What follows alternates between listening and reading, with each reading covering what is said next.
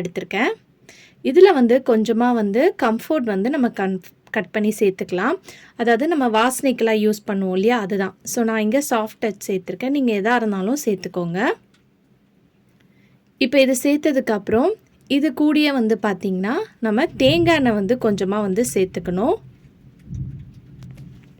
தேங்காய் எண்ணெய் சேர்த்ததுக்கப்புறம் ஒரு ஸ்பூனை வச்சு இது ரெண்டுத்தையும் வந்து நல்லா வந்து பார்த்திங்கன்னா மிக்ஸ் பண்ணி விட்டுக்கணும்.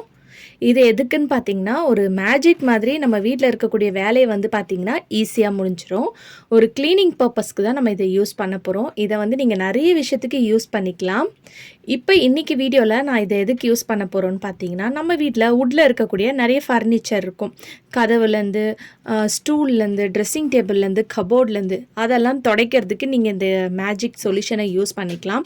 இது துடைக்கும் போது நம்ம வுட்டில் இருக்கக்கூடிய ஃபர்னிச்சர்லாம் வார்னிஷ் போட்டால் எப்படி இருக்குமோ அந்த மாதிரி உங்களுக்கு மாறிடும்.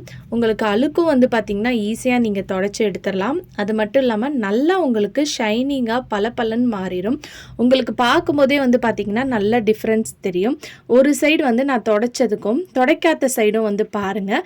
நம்ம இதில் தேங்காய் எண்ணெய் சேர்த்துருக்கனால நல்லா உங்களுக்கு ஒரு ஷைனிங் வந்து பார்த்திங்கன்னா இருக்கும். கண்டிப்பாக வந்து பார்த்திங்கன்னா இந்த டிப் ரொம்ப யூஸ்ஃபுல்லாக இருக்கும். இந்த டிப் பிடிச்சிருந்துச்சுன்னா கண்டிப்பாக இந்த வீடியோக்கு ஒரு லைக் கொடுங்க. அடுத்த டிப் என்னன்னு பார்க்கலாம்.